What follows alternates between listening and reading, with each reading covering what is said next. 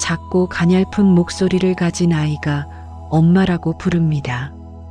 이 당황스런 상황에 대해 이야기해 드리겠습니다. 단돈 1,000원이 없어서 동생의 약을 사지 못했던 그 밤, 저는 세상이 이대로 끝났으면 좋겠다고 생각했습니다. 하지만 그 작은 꼬마가 내민 금색 카드가 제 인생의 시계추를 완전히 다른 방향으로 돌려놓을 줄은 꿈에도 몰랐죠. 살을 애듯 차가운 바람이 불어오던 그의 겨울 반지하. 단칸방의 눅눅한 곰팡이 냄새보다 더 지독했던 가난 속에서 저를 일으켜 세운 건 이름 모를 한 아이의 간절한 목소리였습니다. 안녕하세요. 저는 오늘 여러분께 제 인생에서 겪은 가장 기적 같은 이야기를 들려드릴 주인공 강희주라고 합니다. 평범한 여고생이었던 제가 어떻게 백만장자 꼬마의 엄마가 되었는지 그 가슴 벅찬 사연을 지금부터 시작해 보려고 해요. 사연 시작 전 구독과 좋아요를 눌러주시고 댓글 남겨주시면 항상 행운 가득하실 수 있도록 함께 응원드리겠습니다. 여러분의 작은 관심이 저에게는 큰 힘이 됩니다. 겨울바람은 참 공평하게도 가난한 사람들에게 더 매섭게 몰아쳤습니다. 서울 한복판, 번쩍이는 빌딩들이 즐비한 대로변 뒤편의 낡은 골목. 어귀에서 저는 매일 오후 붕어빵 틀 앞에 섰어요. 18살 친구들이 학원에서 공부하고 있을 시간에 저는 낡은 패딩을 여미며 밀가루 반죽을 붓고 파탕금을 넣었습니다. 손마디는 이미 추위에 터져서 붉은 속살이 보였지만 따끔거리는 통증보다 무서운 건 오늘 하루 동생 민호의 수술비를 얼마나 모을 수 있을까 하는 걱정뿐이었죠. 누나, 오늘도 늦게 와? 나 안 아프니까 천천히 와도 돼. 아침마다 힘겨운 숨을 몰아쉬며 저를 배웅하던 8살. 동생 민호의 얼굴이 떠오르면 저는 다시 한번 장갑을 고쳐 꼈습니다. 희귀 심장병을 앓는 민호에게 제가 해줄 수 있는 건 이 붕어빵을 하나라도 더 팔아서 병원비를 보태는 것뿐이었거든요. 노란 전구 불빛 아래로 하얀 김이 모락모락 피어오르면 그 온기 속에 잠시나마 시린 손을 녹여보곤 했습니다. 하지만 세상은 그리 녹록지 않았어요. 취객들이 행패를 부리고 가기도 하고 구청 단속반이 들이닥쳐 리어카를 뺏길 뻔한 적도 한두 번이 아니었습니다. 그러던 어느 날이었어요. 여느 때처럼 매서운 칼바람이 몰아치던 저녁 골목. 어귀에 어울리지 않는 검은색 최고급 리무진 한 대가 멈춰 섰습니다. 그 차체에서 뿜어져 나오는 위험에 길을 지나던 사람들도 한 번씩 발걸음을 멈추고 쳐다봤죠. 저는 그저 부자들은 참 좋겠다. 저렇게 따뜻한 차를 타고 다녀서라고 생각하며 붕어빵 틀만 돌리고 있었습니다. 그런데 그 뒷좌석 문이 열리더니 인형처럼 예쁘게 생긴 꼬마 아이 하나가 내렸습니다. 고급스러운 코트를 입고 목에는 명품 목도리를 두른 소년이었죠.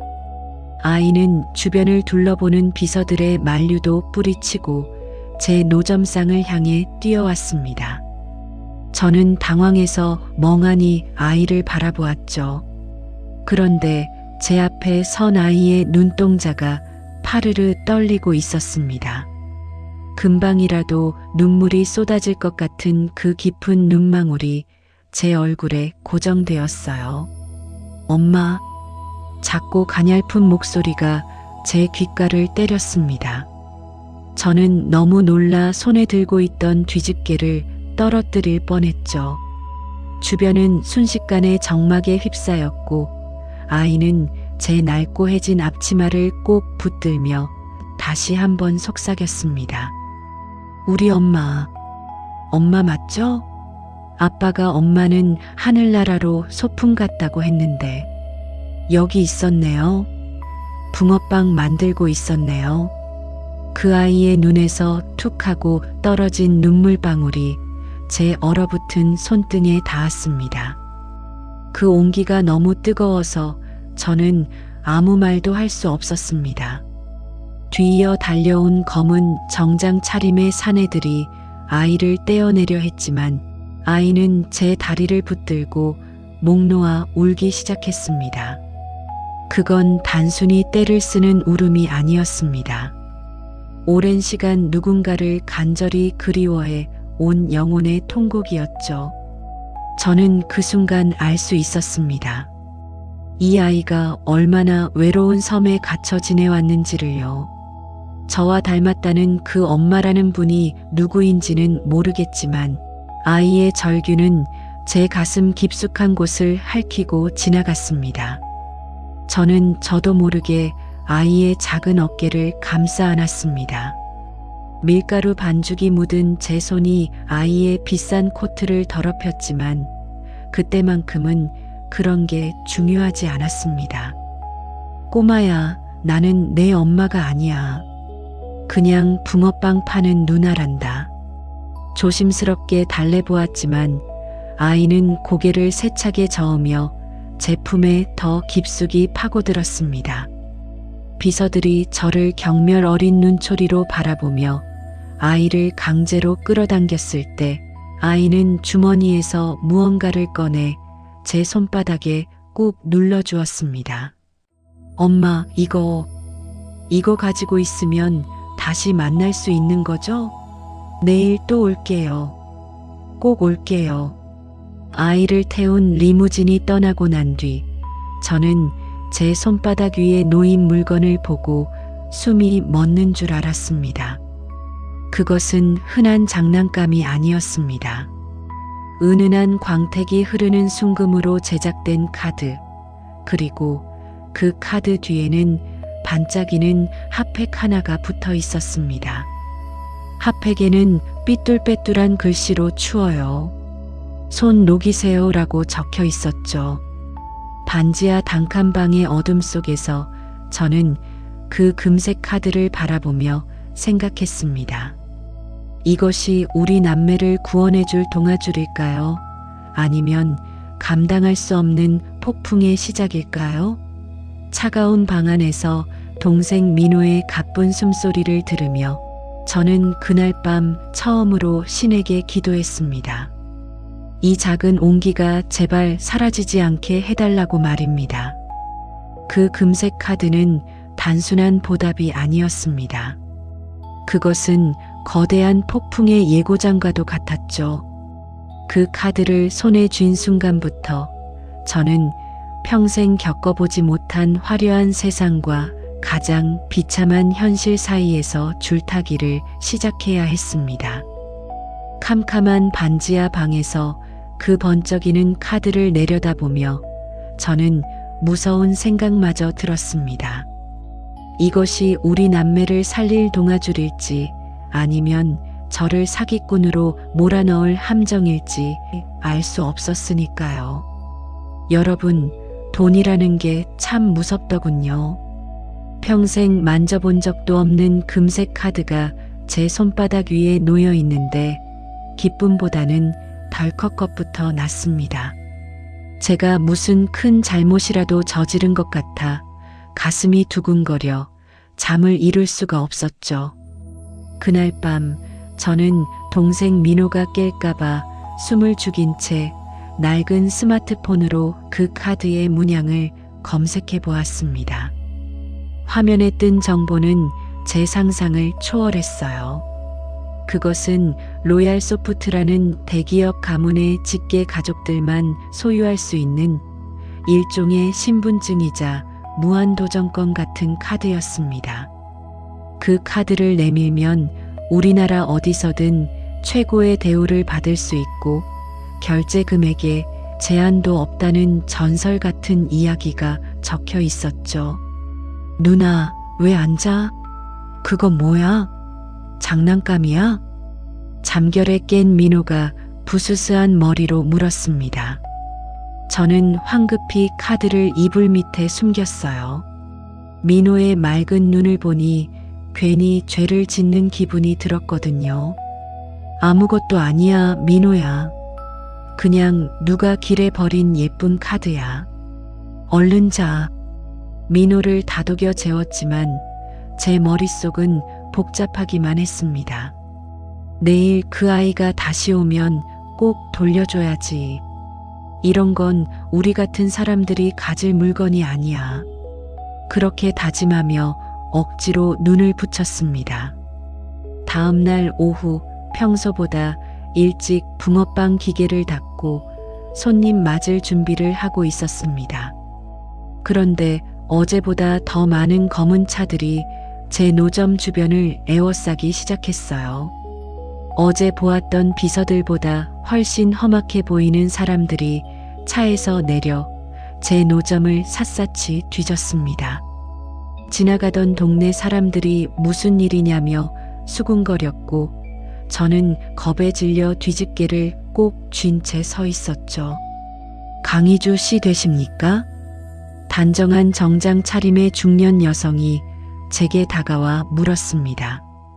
그녀의 눈빛은 마치 저를 벌레 보듯 차가웠어요. 그녀는 다짜고짜 제 손에 들린 가방을 뺏으려 했습니다. 서진 도련님이 가져간 물건 내놓으시죠. 가난한 여고생이 감당할 수 있는 물건이 아니라는 건 본인이 더 잘 아실 텐데요. 그녀의 말투에는 저를 이미 도둑이나 사기꾼으로 확정한 듯한 경멸이 섞여 있었습니다. 저는 억울함에 목소리가 떨렸어요. 아이가 직접 준 거예요. 돌려주려고 기다리고 있었단 말이에요. 하지만 그녀는 제 말을 듣지도 않고 비웃었습니다. 아이가 줬다고요? 7살 아이가 뭘 안다고요? 당신 같은 부류들이 아이의 순수한 마음을 이용해서 한탕해 보려는 거 우리 회장님은 아주 잘 알고 계십니다. 그 순간 저는 가슴 한구석이 서늘해지는 것을 느꼈습니다. 가난하다는 이유만으로 제 진심은 이미 쓰레기통에 처박힌 기분이었죠. 제가 카드를 꺼내려 주머니를 뒤적일 때였습니다. 갑자기 노점 뒤쪽 골목에서 7살 소년 서진이가 뛰어나왔습니다. 아이는 비명에 가까운 소리를 지르며 제 앞을 가로막았습니다. 괴롭히지 마. 우리 엄마 괴롭히지 말라고. 아이는 어제보다 더 야윈 얼굴이었지만 눈빛만큼은 단호했습니다. 서진이는 저를 지키겠다는 듯 작은 팔을 양옆으로 벌리고 비서들을 노려보았습니다.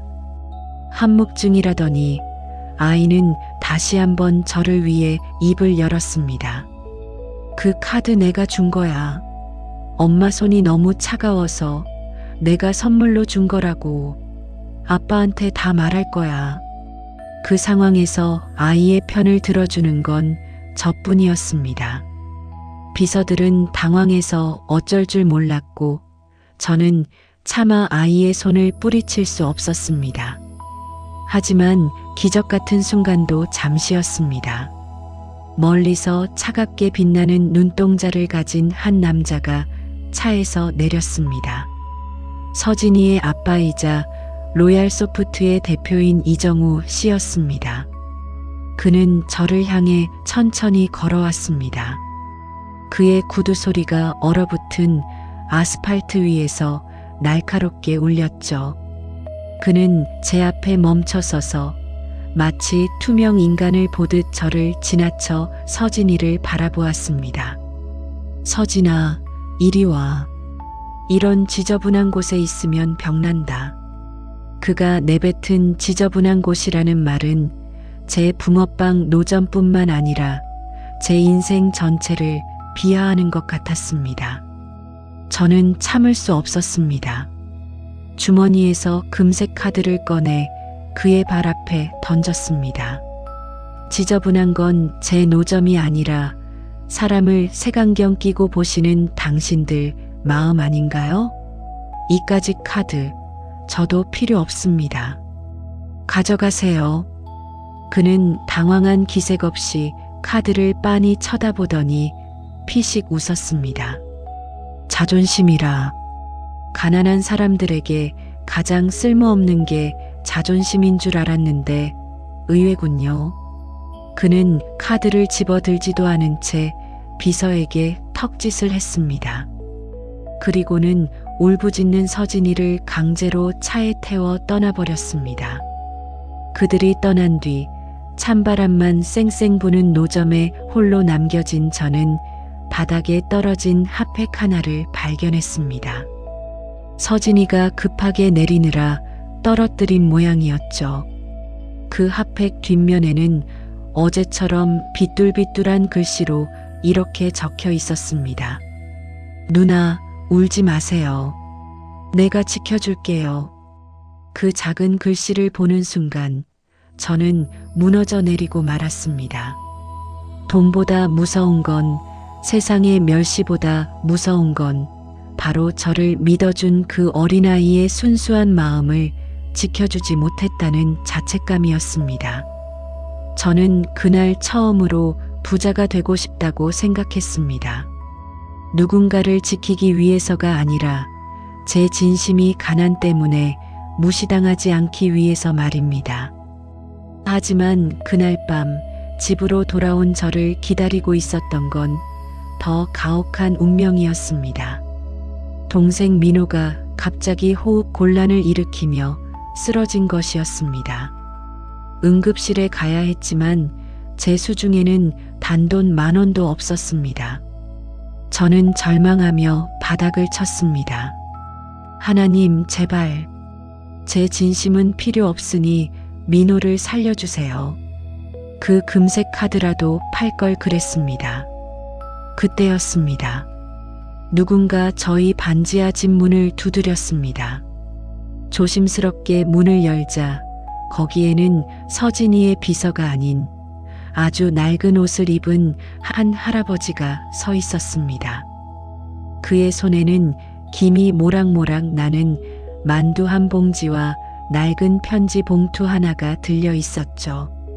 방금 전까지 제 자존심이라며 내팽개쳤던 그 금색 카드가 사실은 제 동생의 목숨줄이었다는 사실을 깨달았을 때 제 가슴은 시커멓게 타들어갔습니다. 하지만 신은 저를 완전히 버리지 않으셨던 걸까요? 어둠 속에서 나타난 낯선 할아버지의 손에는 제가 상상도 못한 반전이 들려 있었습니다. 동생 민호의 얼굴이 하얗게 질려가고 제 손끝이 공포로 덜덜 떨리던 그 순간 반지하의 낡은 문을 두드린 건 구원의 종소리였습니다. 문 앞에 서 계신 할아버지는 낡은 손바지에 구멍난 장갑을 끼고 계셨습니다. 마치 거리에서 흔히 뵙는 노숙자분 같았죠.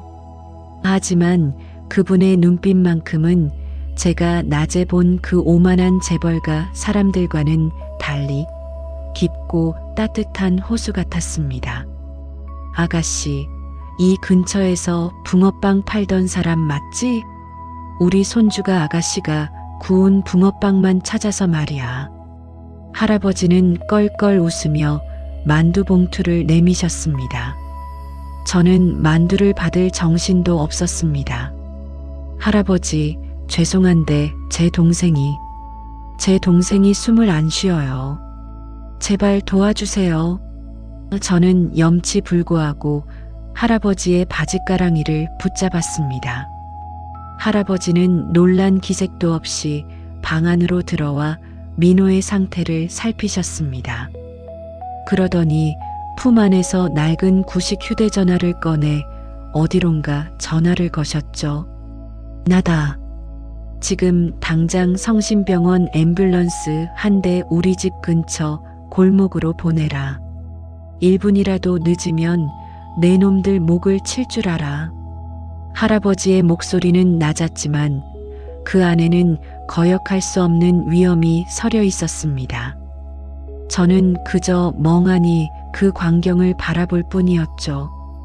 5분도 채 지나지 않아 평소에는 구급차 한 대 들어오기 힘들던 이 좁은 골목에 요란한 사이렌 소리가 울려 퍼졌습니다. 대학병원의 최고급 구급차가 도착했고 의료진들이 민호를 정중히 모셔갔습니다.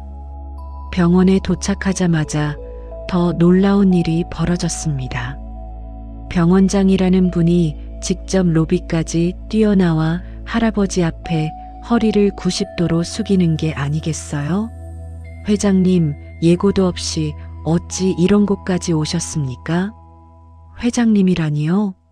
제 귀를 의심했습니다. 낡은 옷차림의 이 할아버지가 바로 로얄 소프트의 창업주이자 낮에 저를 멸시하던 이정우 대표의 아버지 이한결 회장님이셨던 겁니다. 할아버지는 저를 보며 인자하게 웃으셨습니다. 놀라게 해서 미안하구나. 사실 나도 서진이 녀석처럼 그쪽 붕어빵 맛에 푹 빠졌거든. 며칠 동안 지켜봤는데 그 어린 나이에 동생 돌보며 정직하게 사는 모습이 참 기특하더구나. 할아버지는 제 거친 손을 따뜻하게 감싸주셨습니다. 그 손은 낮에 제가 느꼈던 그 차가운 금색 카드보다 수만 배는 더 따뜻했습니다. 민호는 곧장 응급수술에 들어갔습니다. 병원 복도 의자에 앉아 초조하게 기다리는 저에게 할아버지는 따뜻한 율무차 한 잔을 건네셨습니다. 걱정 마라.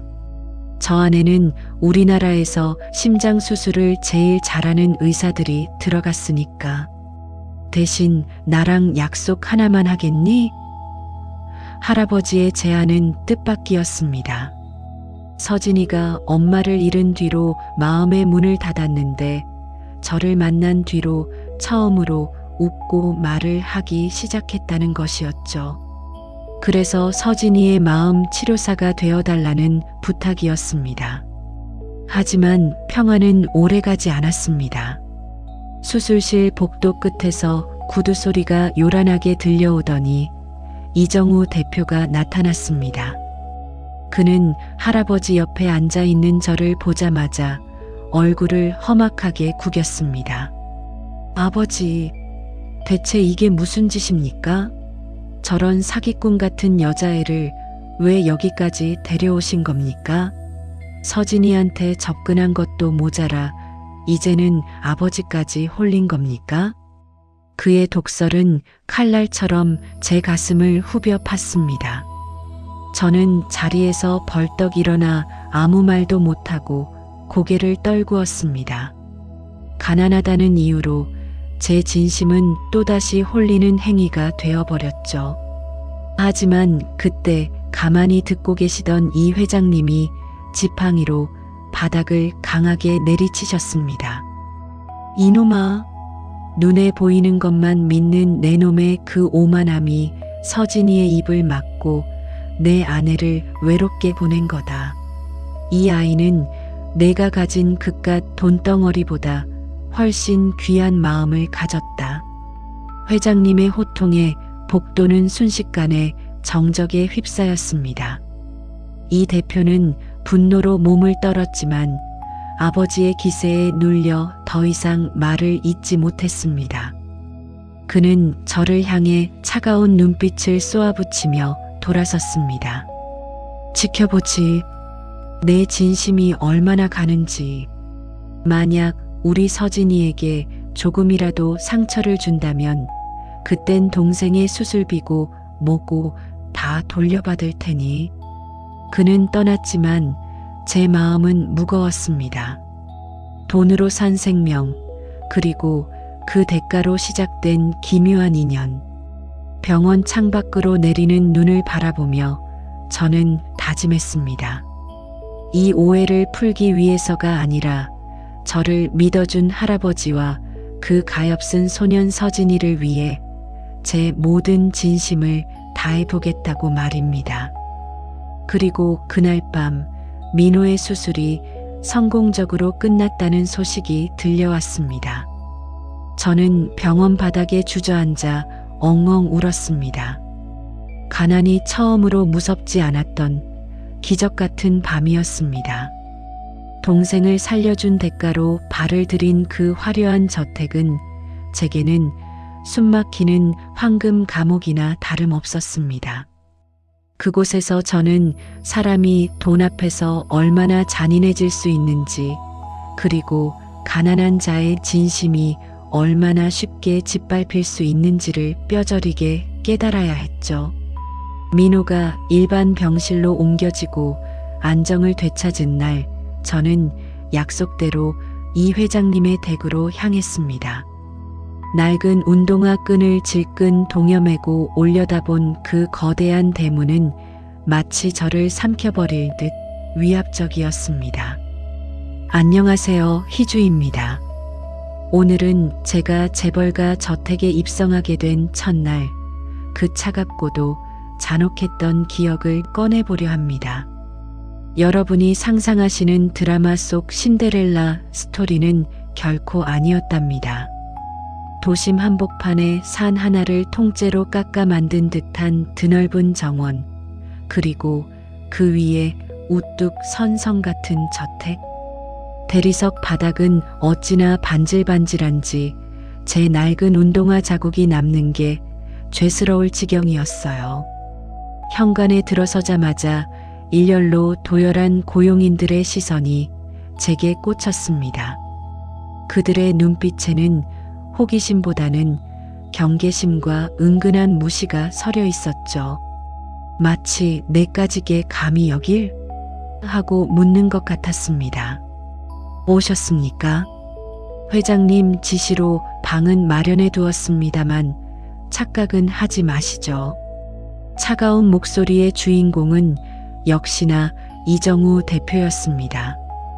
그는 집안에서도 한치의 흐트러짐 없는 수트 차림이었고 저를 벌레 보듯 내려다보았죠.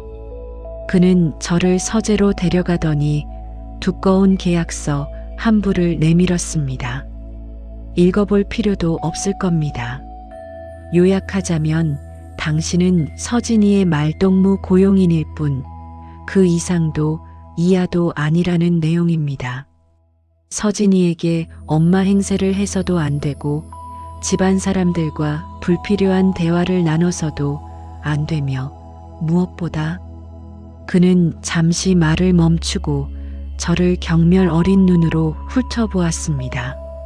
내 아버지나 나에게 다른 흑심을 품었다간 그 즉시 계약 파기와 동시에 막대한 위약금을 물게 될 겁니다. 계약서에 적힌 위약금 액수는 0이 몇 개인지 세기도 힘들 만큼 천문학적인 숫자였습니다. 손이 덜덜 떨렸지만 저는 입술을 깨물고 서명을 했습니다. 지금 당장 민호가 입원해 있는 그 병원의 병원비가 제 어깨를 짓누르고 있었으니까요. 펜을 꾹꾹 눌러 쓰는 제 손등 위로 비참함이 뚝뚝 떨어지는 것 같았습니다. 그때였습니다. 엄마 하는 외침과 함께 작은 몸뚱이가 서재문을 박차고 들어와 제 품에 안겼습니다.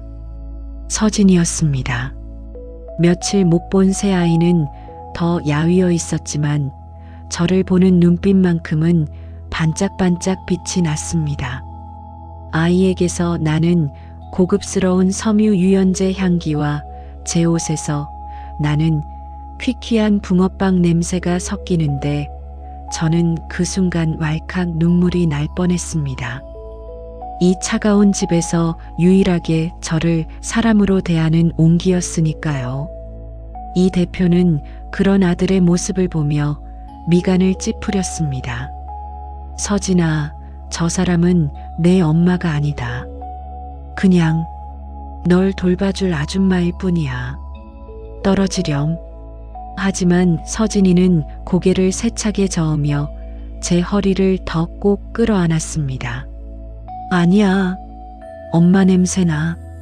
엄마 손이랑 똑같이 따뜻해. 아빠는 거짓말쟁이야. 아이의 외침에 이 대표의 얼굴이 싸늘하게 굳어버렸죠. 그날부터 시작된 저택 생활은 살얼음판을 걷는 나날의 연속이었습니다. 집안의 실세인 장 실장이라는 중년 여성은 이 대표의 지시라도 받은 듯 사사건건 저를 트집 잡았습니다. 제가 서진이 방에 들어갈 때마다 소지품 검사를 하는 것은 기본이고, 식사 시간에는 고용인들 식당 구석 자리에서 눈칫밥을 먹어야 했죠. 하지만 가장 견디기 힘든 건 이 대표의 끊임없는 감시와 의심의 눈초리였습니다. 그러던 어느 날 저녁이었습니다. 서진이를 재우고 제 방으로 돌아가려는데 장 실장이 저를 불렀습니다. 대표님이 서재에서 찾으십니다. 불길한 예감에 심장이 쿵쾅거렸습니다. 서재 문을 열고 들어가니 이 대표는 책상 위에 무언가를 올려두고 저를 기다리고 있었습니다. 그것은 백지수표였습니다. 그리고 그 옆에는 현금 다발이 든 칠 가방이 열려 있었죠. 저는 영문을 몰라 그를 쳐다보았습니다. 내 아버지 눈을 속이고 서진이 마음을 훔친 재주가 제법이더군. 하지만 난 안 속아. 내 목적은 결국 이거잖아. 그는 턱짓으로 돈 가방을 가리켰습니다. 여기 1억이다. 그리고 이 수표에는 내가 원하는 만큼 적어. 그 대신 지금 당장 이 집에서 나가. 서진이 앞에서는 영영 사라지란 말이다. 그의 말은 제 귀를 의심케 했습니다. 돈이면 다 된다고 생각하는 저 오만함. 가난한 사람의 진심 따위는 돈 몇 푼에 사고 팔 수 있다고 믿는 저 저열한 인식. 저는 모멸감에 온몸이 부들부들 떨렸습니다. 제 눈에서 뜨거운 눈물이 솟구쳤습니다. 대표님 눈에는 제가 그렇게 보이시나요? 이깟 돈 때문에 아픈 동생을 인질 삼아 여기까지 왔다고 생각하시나요? 목소리가 형편없이 갈라져 나왔습니다. 그는 코웃음을 쳤습니다. 그게 아니면 내까짓게 무슨 대단한 박애주의자라도 돼서 내 아들을 돌보겠다고 나선 건가? 솔직해지지 그래. 붕어빵 1000개를 팔아도 못 만질 돈 앞에서 흔들리는 거 다 보이니까. 그 순간 저는 제 안에 무언가가 툭 하고 끊어지는 것을 느꼈습니다. 저는 성큼성큼 걸어가 탁자 위에 놓인 돈 가방을 닫아버렸습니다. 그리고 백지수표를 집어들어 그의 눈앞에서 반으로 찢어버렸습니다. 종이 찢어지는 소리가 적막한 서재에 날카롭게 울려 퍼졌죠. 돈으로 사람 마음을 시험하지 마세요. 제가 여기 있는 건 회장님과의 약속 때문이고 저를 필요로 하는 서진이 때문입니다. 당신이 가진 그 어떤 돈으로도 제 진심은 못 삽니다. 저는 뒤도 돌아보지 않고 서재를 뛰쳐나왔습니다. 복도를 달리며 쏟아지는 눈물을 훔쳤습니다. 너무나 억울하고 분했지만 동시에 제 자신이 자랑스러웠습니다. 가난하지만 비굴해지지 않았다는 사실이 저를 지탱해 주었죠. 하지만 저는 몰랐습니다. 그날 밤에 제 행동이 이 대표의 비틀린 소유욕과 의심에 기름을 부었다는 사실을요. 그는 찢어진 수표 조각을 바라보며 더욱 차갑게 중얼거렸습니다. 제법이네. 1억으로도 안 된다? 그렇다면 더 큰 걸 노리고 있다는 건데. 어디까지 버티나 보자, 강희주. 황금으로 지어진 감옥의 문은 이제 막 굳게 닫혔고 저는 그 안에서 가장 위험한 적과 마주하게 된 것입니다. 가난한 사람의 진심은 왜 항상 의심부터 받아야만 하는 걸까요? 그날 제가 손도 대지 않은 다이아몬드 반지가 제 낡은 앞치마 주머니에서 툭 하고 떨어졌을 때 저는 차라리 이 세상이 여기서 멈췄으면 좋겠다고 생각했습니다. 화려한 대저택에서의 생활은 매 순간이 가시방석이었습니다.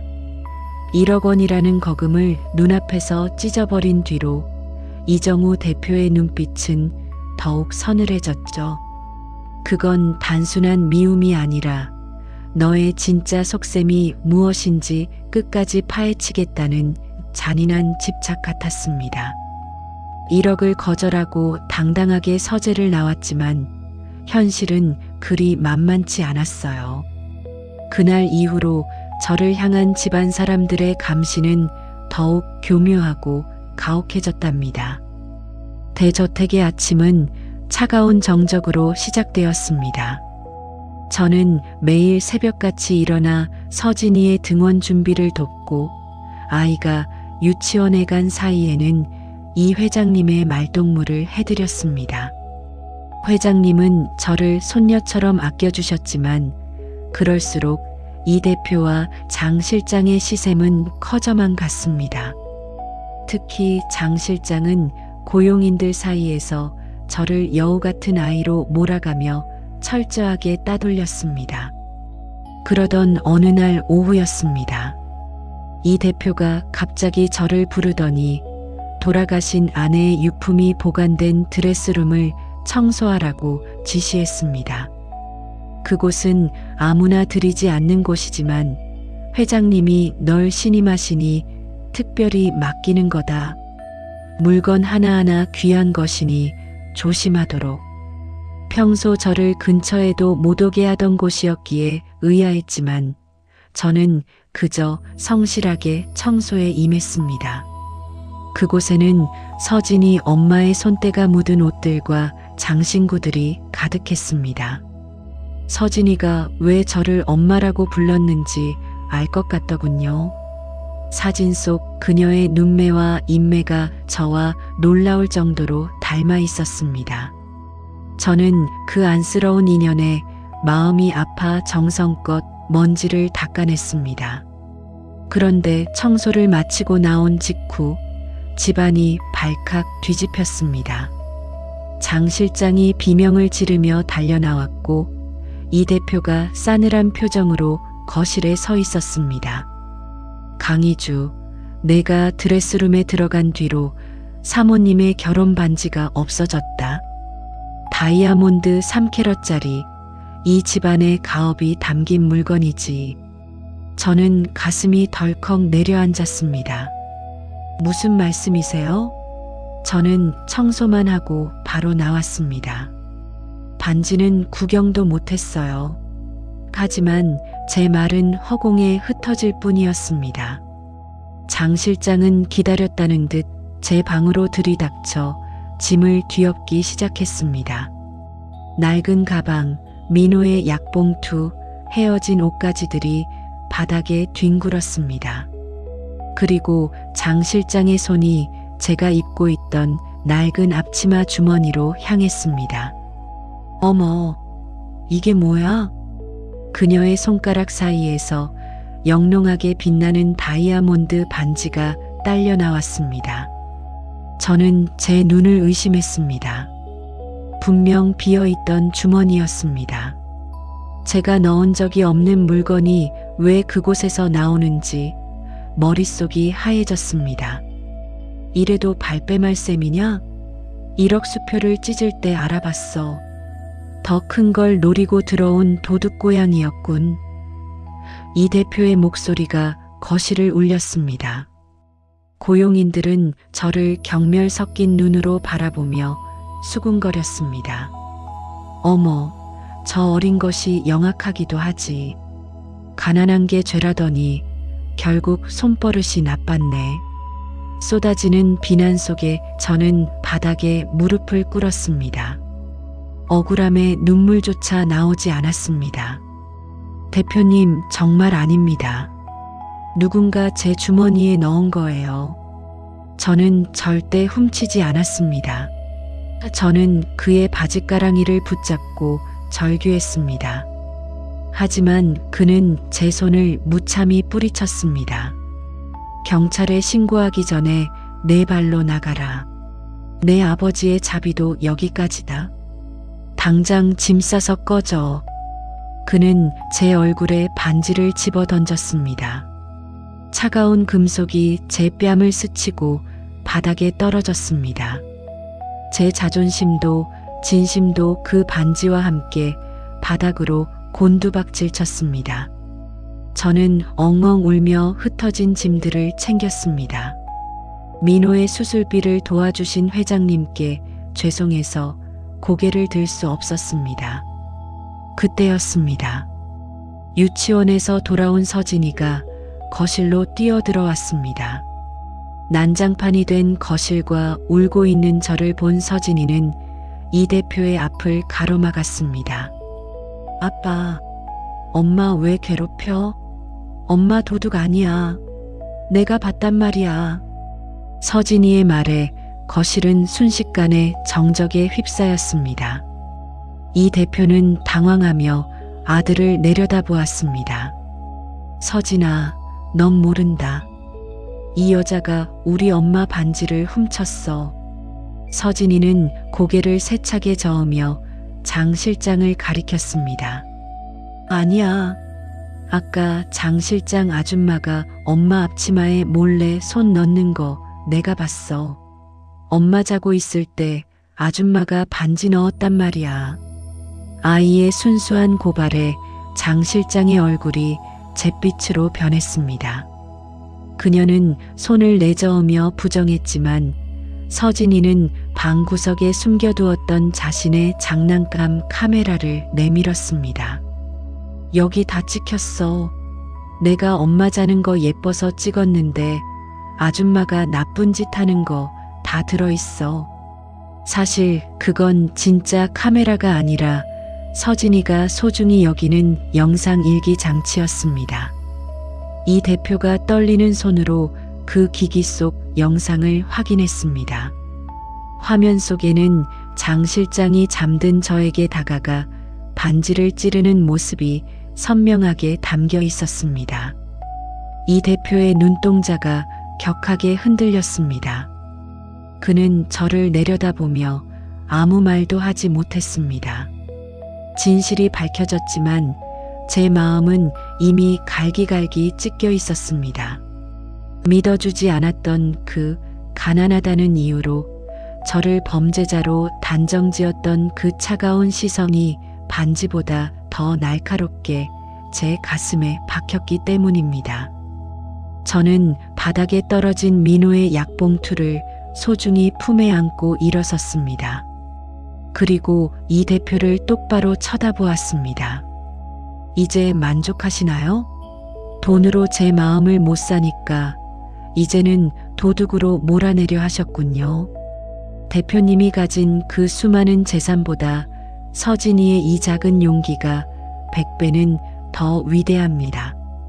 저는 서진이를 한번 꼭 안아준 뒤도 돌아보지 않고 그 저택을 나왔습니다. 등 뒤로 서진이가 엄마를 부르며 우는 소리가 들렸지만 저는 멈추지 않았습니다. 진심이 통하지 않는 곳은 제게는 그저 화려한 무덤일 뿐이었으니까요. 폭설이 내리는 거리를 걸으며 저는 생각했습니다.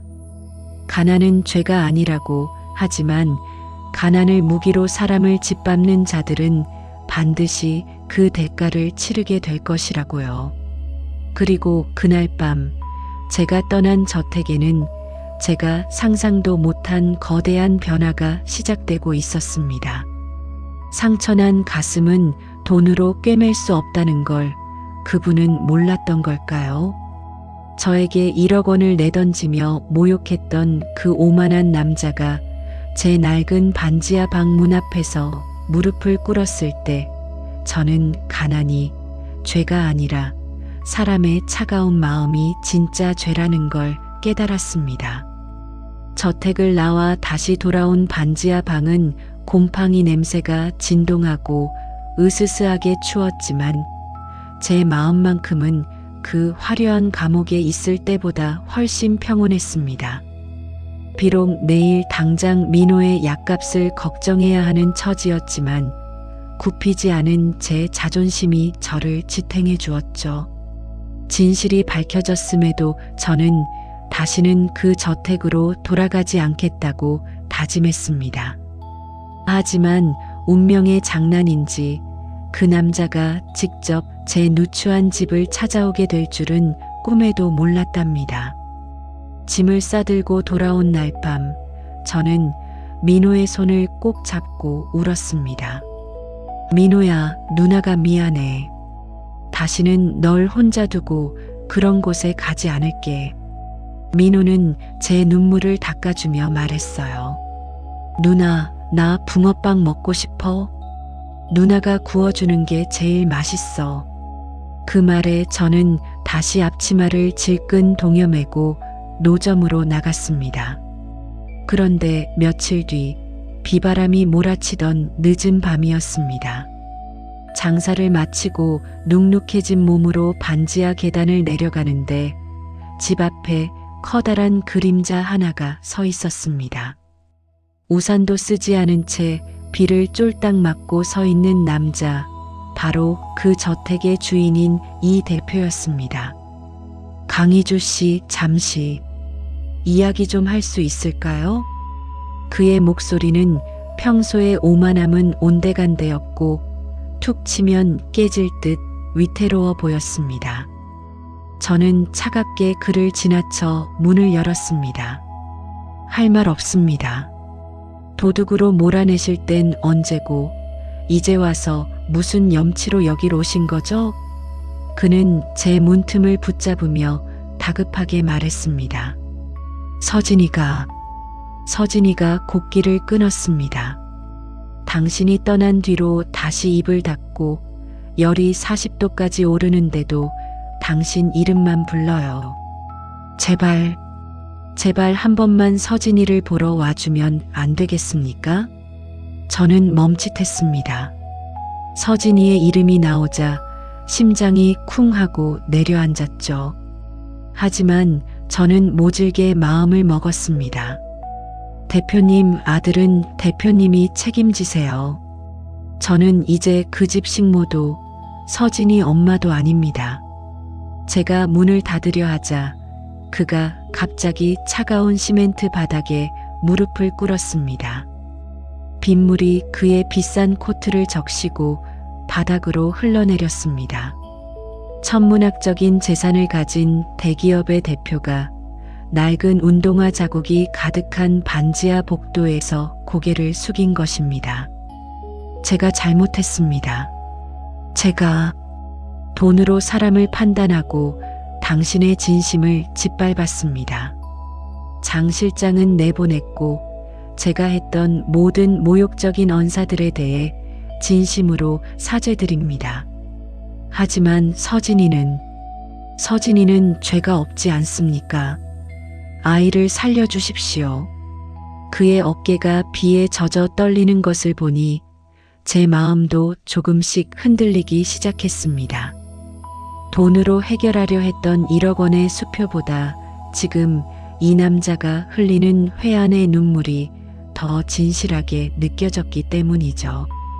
저는 한참을 망설이다가 수건 한 장을 꺼내 그에게 건넸습니다.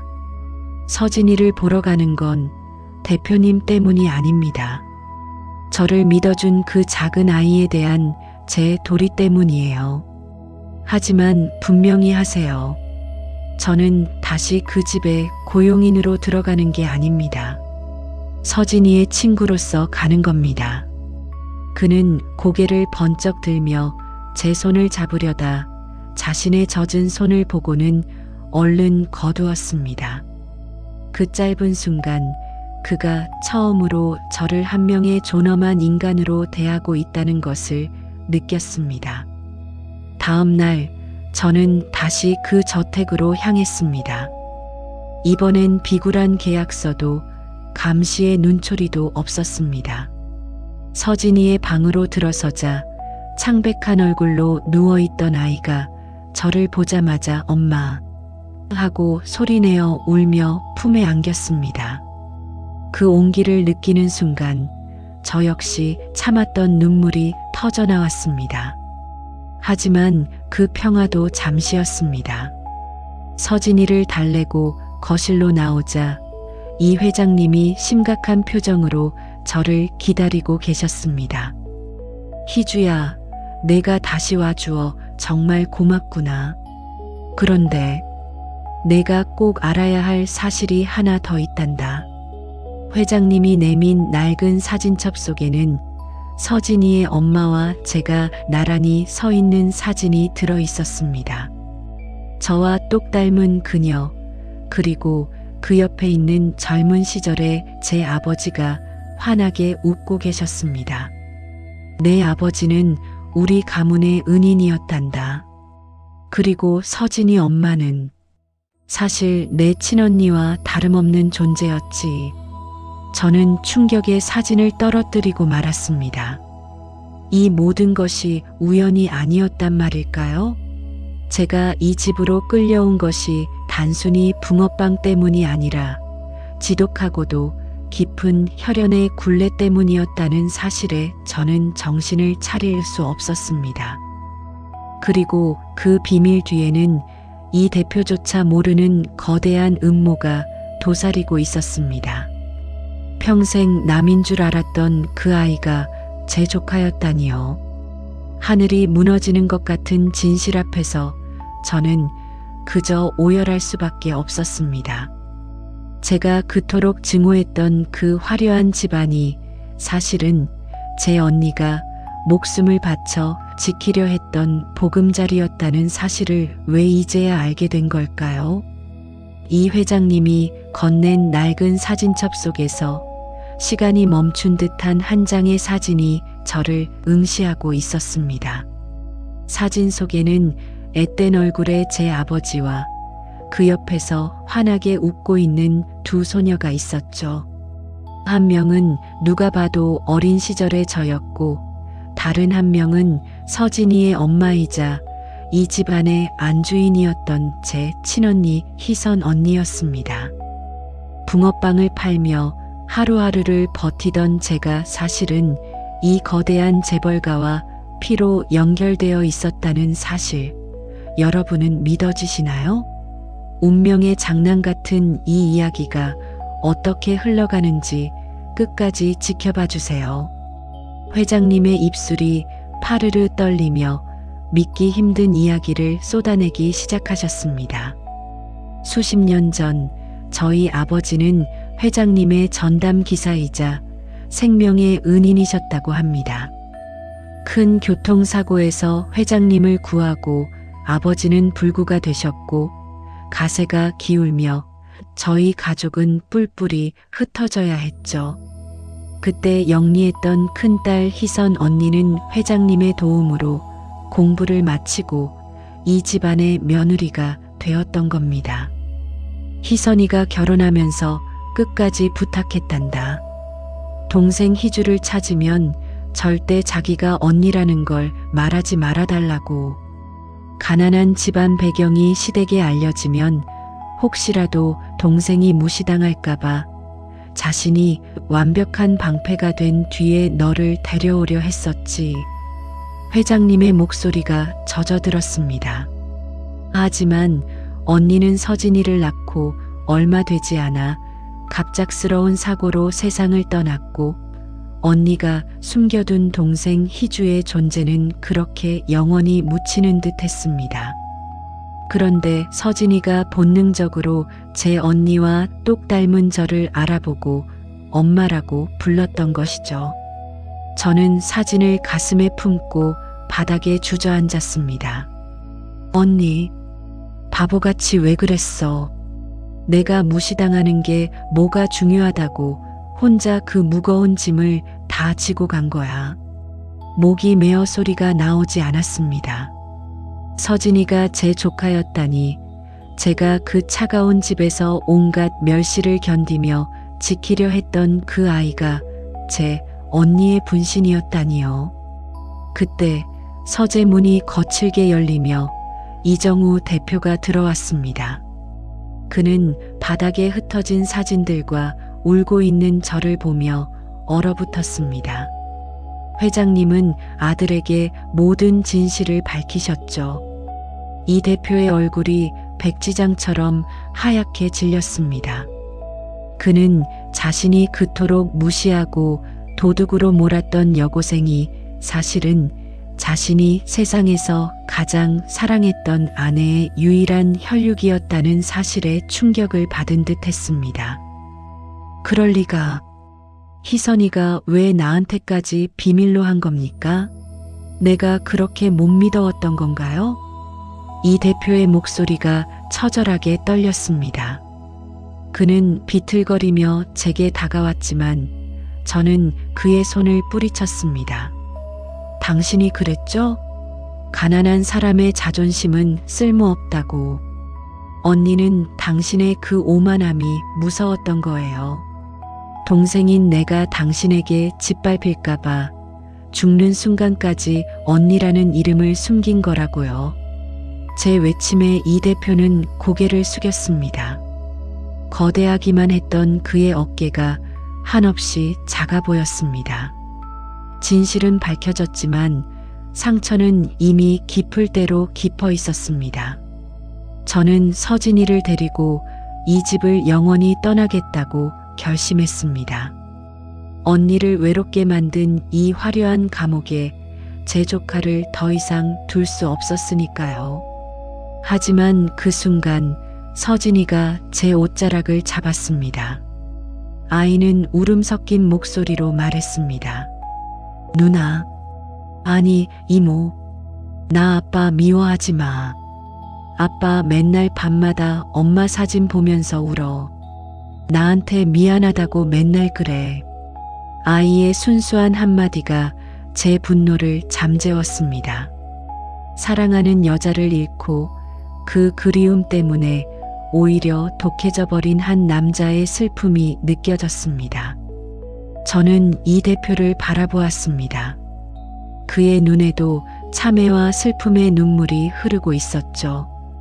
희주 씨, 아니 처제, 내가 저지른 죄 평생을 다해 갚겠습니다. 서진이를 위해서 그리고 희선이를 위해서 한 번만 기회를 주십시오. 이제 당신은 우리 집의 손님이 아니라 이 집의 진짜 주인입니다. 그는 제 앞에 다시 한번 무릎을 꿇었습니다. 이번엔 서진이를 위해서가 아니라 저라는 사람의 진심 앞에 머리를 숙인 것이었습니다. 저는 그날 밤 언니의 방에서 서진이를 품에 안고 잤습니다. 방 안 가득한 언니의 향기가 마치 희주야, 이제 고생 끝났다라고 말해주는 것 같아 밤새도록 눈물을 멈출 수 없었습니다. 사람의 온기는 다이아몬드보다 빛나고 진심은 억만금의 돈보다 무겁다는 것을 저는 7살 소년에게 배웠습니다. 시린 겨울바람을 견디며 구원했던 그 작은 붕어빵 하나가 결국 찢어질 듯 아팠던 우리 가족의 상처를 봉합하는 실이 되었습니다. 언니의 비밀을 알게 된 뒤 차갑게 얼어붙어 있던 제 마음에도 조금씩 봄볕이 들기 시작했습니다. 돈으로 사람을 재단하던 이정우 대표의 눈빛은 이제 미안함과 고마움으로 가득 찼고 무엇보다 제 동생 민호가 건강을 되찾아 활짝 웃을 수 있게 되었으니까요. 동생 민호의 퇴원날 우리 남매는 낡은 반지하 방이 아닌 햇살이 잘 드는 예쁜 정원이 있는 집으로 이사를 했습니다. 이 대표는 처제, 아니 희주 씨가 편해야 희선이도 하늘에서 웃을 수 있다며 정성을 다해 집을 마련해 주었죠. 그는 예전에 독설가이던 모습은 온데간데없고 이제는 저만 보면 어쩔 줄 몰라 하는 처제 바보가 되어버렸습니다. 민호의 건강도 몰라보게 좋아졌습니다. 로얄 소프트의 최고 의료진들이 붙어 민호의 재활을 도왔고 이제 민호는 서진이와 함께 마당을 뛰어놀 정도로 튼튼해졌답니다. 서진이는 이제 이모라고 부르며 저를 졸졸 따라다녀요. 함묵증은 흔적도 없이 사라졌고 집안에는 아이의 웃음소리가 끊이지 않게 되었습니다. 하지만 저는 그 화려한 생활에 안주하지 않았습니다. 제가 가장 힘들 때 저를 지탱해 주었던 건 바로 그 붕어빵이었으니까요. 저는 이 대표와 회장님께 한 가지 제안을 했습니다. 언니의 이름으로, 그리고 저처럼 힘든 시간을 보내는 아이들을 위해 재단을 만들고 싶어요. 그렇게 해서 탄생한 것이 바로 희선앤드 희주 희망재단입니다. 이 대표는 제가 예전에 찢어버렸던 그 백지 수표와 1억 원을 훨씬 상회하는 무려 10억 원이 든 통장을 재단 운영 자금으로 흔쾌히 내놓았습니다.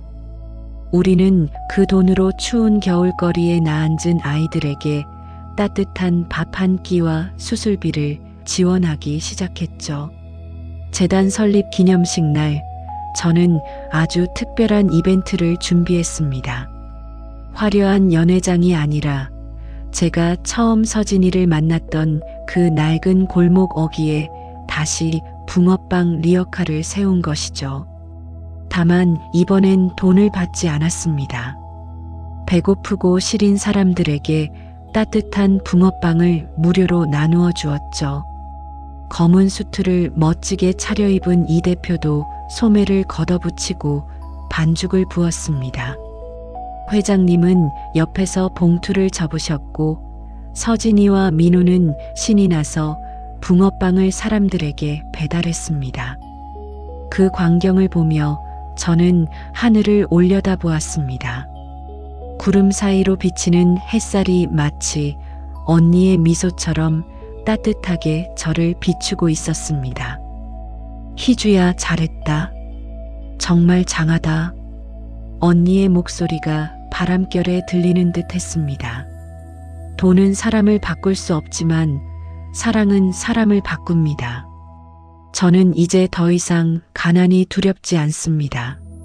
제 곁에는 저를 믿어주는 가족이 있고 무엇보다 시련을 견뎌낸 단단한 제 진심이 있기 때문이죠.